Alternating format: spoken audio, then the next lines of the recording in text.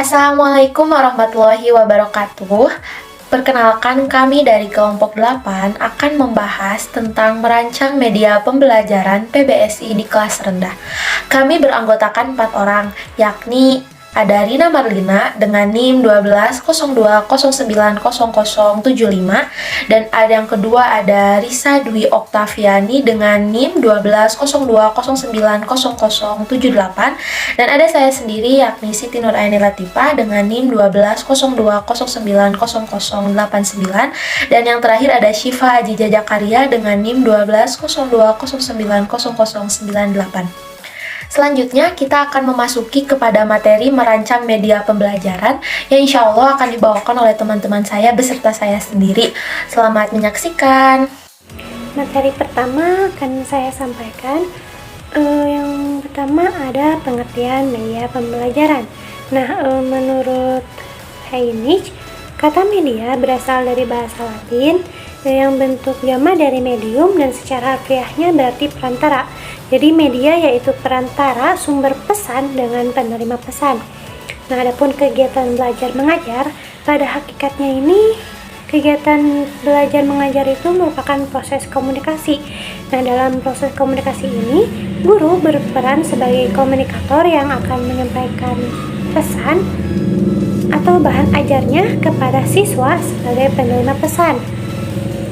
Nah, jadi media pembelajaran ini merupakan komponen untuk mempertinggi proses interaksi guru dengan siswa dan juga interaksi siswa dan juga lingkungan belajarnya.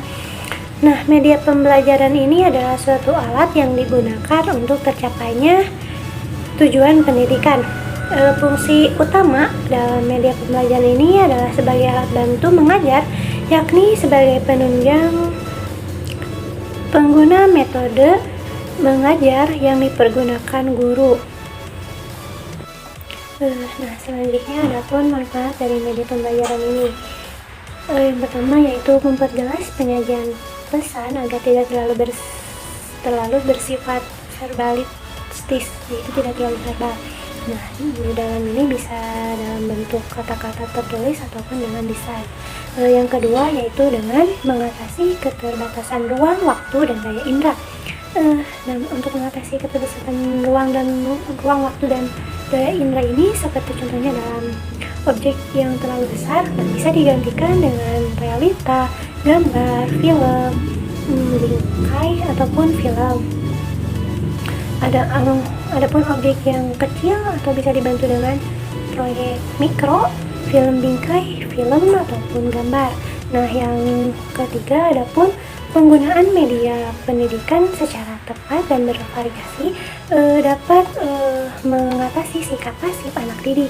Nah, dalam hal ini media pendidikan atau media pembelajaran berguna untuk menimbulkan kegairahan belajar. Adapun memungkinkan interaksi yang lebih langsung antara anak didik dengan lingkungan kenyataannya. Adapun memungkinkan anak didik belajar dengan sendiri-sendiri menurut kemampuan dan niatnya. Dan yang terakhir, adapun dengan sifat unik pada tiap siswa ditambah lagi dengan lingkungan dan pengalaman yang berbeda, sehingga mungkin akan lebih sulit bila latar belakang guru dan siswa juga berbeda. Nah, masalah ini dapat diatasi dengan media pendidikan, yaitu dengan kemampuan dalam memberikan rangsangan yang sama. Mungkin cukup sekian materi dari saya. Selanjutnya akan disampaikan oleh rekan saya. Nah, selanjutnya saya akan membahas tentang macam-macam media pembelajaran. Nah, macam-macam media pembelajaran itu ada 3. Yang pertama ada media visual. Nah, media visual ini tuh apa sih? Nah, media visual ini tuh kayak media yang hanya bisa dilihat menggunakan panca indera. Nah, contohnya itu apa? Contohnya itu bisa gambar, sebuah gambar, atau kalau di SD tuh banyak di kelas-kelasnya tuh ya, waktu saya dulu pernah SD, ngerasain kalau di kelas saya tuh sering ada gambar peta atau gambar bagan-bagan perkalian. Nah, itu tuh sudah termasuk ke dalam media pembelajaran bagi anak-anak. Nah, yang kedua ada media audio, di mana media ini tuh kayak di dalam media audio ini tuh di dalamnya tuh mengandung pesan tetapi yang hanya bisa didengar saja. Contohnya tuh kayak radio. Tiga ada media audio visual, di mana media ini tuh adalah gabungan dari yang pertama sama yang kedua, dari media audio sama media visual. Nah, contohnya itu apa? Seperti kita lihat televisi yang tadi aku bilang, kita bisa ngedengerin sambil bisa ngelihat, betul gak? Terus bisa juga dari video kita juga ngedenger, tapi kita juga bisa juga ngelihat. Selanjutnya kita akan membahas tentang kriteria pemilihan media pembelajaran. Nah, di dalam pemilihan media pembelajaran itu ada dua, ada secara umum dan ada secara khusus. Nah, secara khususnya tuh kayak gimana? Satu, kesesuaian dari media pembelajaran kita tuh sesuai gak sih dengan tujuan kita? Terus yang kedua, sesuai gak sih sama materi dan pembelajaran yang akan kita ajarkan terhadap murid? Yang ketiga, sesuai gak sih karakteristik murid dan siswanya? Yang keempat, kesesuaian dengan teorinya. Terus yang kelima, ada kesesuaian dengan gaya belajar siswa didiknya. Yang terakhir, ada kesesuaian dengan kondisi lingkungannya. Jadi, sebelum kita memilih media-media pembelajaran itu, kita sesuaikan dulu dengan beberapa kesesuaian atau dengan beberapa kriteria khusus yang barusan saya sebutkan. Nah, yang kedua ada kriteria khusus dalam pemilihan media, yang dimana di sini tuh disingkat dengan satu kata, yaitu action. Action itu apa? Yang pertama, A-nya itu adalah akses, dimana sebelum kita membuat media pembelajaran, kita harus berpikir secara matang apakah akses yang akan kita buat, apakah media yang akan kita buat tuh dapat terakses dengan mudah oleh siswa-siswi kita. Nah, yang kedua ada cost, dimana di sini tuh dalam pembiayaannya juga harus diperhatikan. Masa mungkin ada anak SD terus kita suruh nonton 5 jam, terus kan biayanya nggak sebanding gitu sama kuota dari pemerintah atau kuota dari itunya. Pokoknya sebelum kita membuat media pembelajaran, akses biayanya juga harus kita rundingin kembali.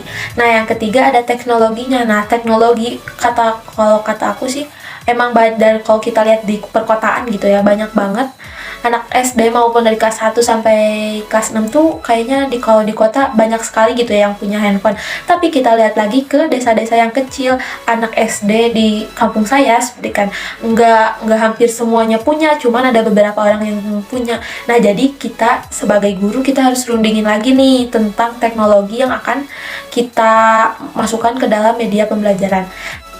Nah, yang keempat ada interactivity, di mana kalau kita seperti kan kita tuh akan membuat media nih, sebuah media audio seperti kan.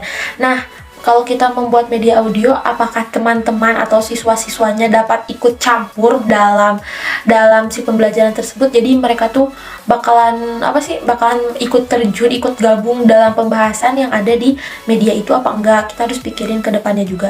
Nah, yang kelima ada organization, di mana kita itu harus, kalau di dalam satu sekolah, kita itu harus merundingkan juga dengan guru-guru yang ada di sekolahan itu, apakah baik dengan acara daring ini kita menggunakan salah satu media yang ada gitu.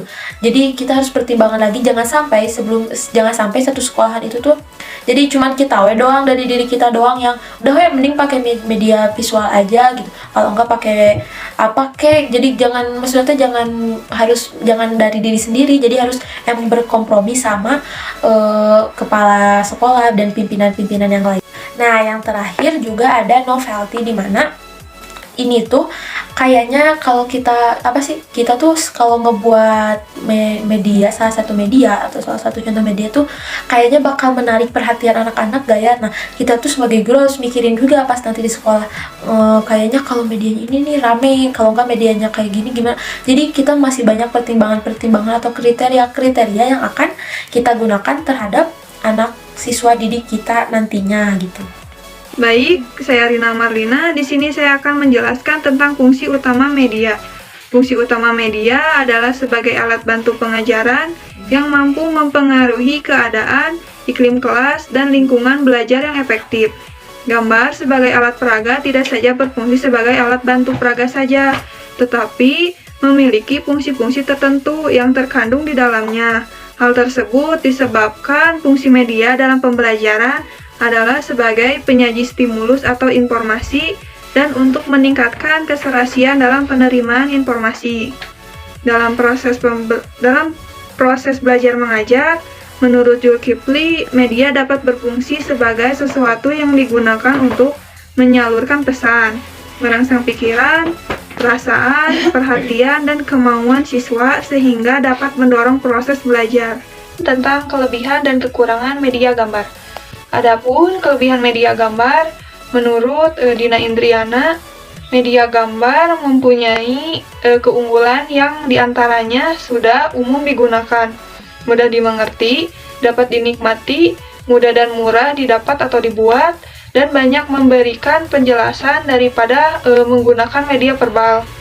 Media gambar ini juga mampu memberikan detail dalam bentuk gambar apa adanya.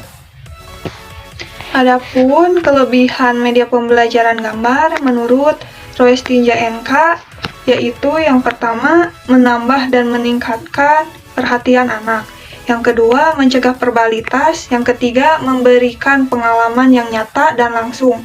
Yang keempat, membantu menumbuhkan pikiran atau pengertian yang teratur dan sistematis. Yang kelima, mengembangkan sikap eksploratif. Dan yang keenam, berorientasi pada lingkungan dan memberi kemanfaatan dalam pengamatan. Dan yang terakhir, membangkitkan motivasi kegiatan belajar serta memberikan pengalaman yang menyeluruh. Adapun kelemahan media gambar menurut Arif S. Sudiman dan kawan-kawannya, yaitu yang pertama, gambar hanya menekankan persepsi indera mata. Yang kedua, gambar benda yang terlalu kompleks kurang efektif untuk kegiatan pembelajaran.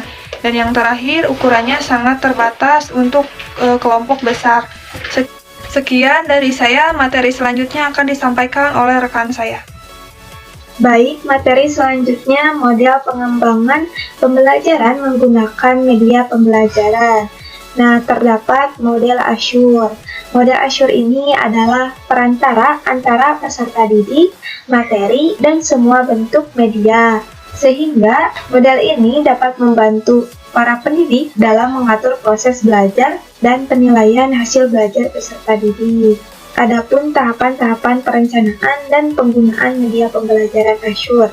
Yang pertama ada analisis atau analisis, di mana mengidentifikasi dan menganalisis karakter siswa disesuaikan dengan hasil belajar. Menganalisis karakteristik ini seperti karakteristik umum siswa, kompetensi dasar yang harus dimiliki siswa, seperti pengetahuan, kemampuan, dan sikap, serta gaya belajar siswa.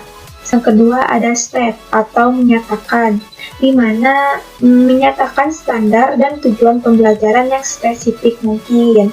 Nah, tujuannya dilihat dari kurikulum atau silabus, keterangan dari buku, atau dirumuskan sendiri oleh perancang pembelajaran.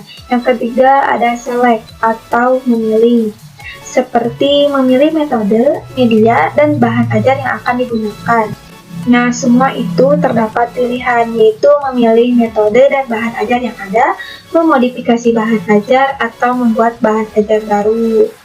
Yang keempat ada utilize atau menggunakan, seperti metode, media, dan bahan ajar yang diuji coba untuk memastikan ketiga komponen tersebut bisa berfungsi efektif dalam situasi sebenarnya. Prosesnya itu pada 5P, yaitu preview atau mengulas metode, media, dan bahan ajar.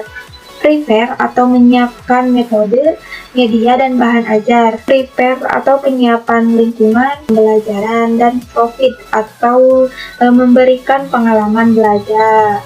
Yang kelima ada response atau respon. Keterlibatan siswa yang aktif dalam menunjukkan media yang digunakan ini efektif atau tidak. Sehingga harus didesain agar si siswanya itu bisa menerapkan pengetahuan atau kemampuan baru dan menerima umpan balik sebelum dan sesudah pembelajaran. Dan yang keenam, evaluasi, seperti menilai efektivitas pembelajaran dan juga hasil belajar siswa. Ini dilakukan untuk memperoleh kualitas pembelajaran yang baik. Jadi, apakah sih model Asyur ini?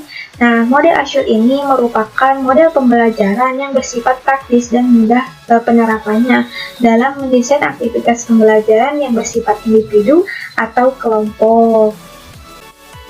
Gimana nih teman-teman, udah lihat kan video dari kelompok 8 mengenai merancang media pembelajaran?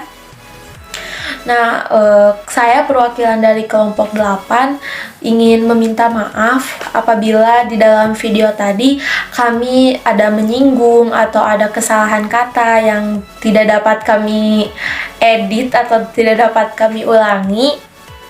Kami memohon maaf.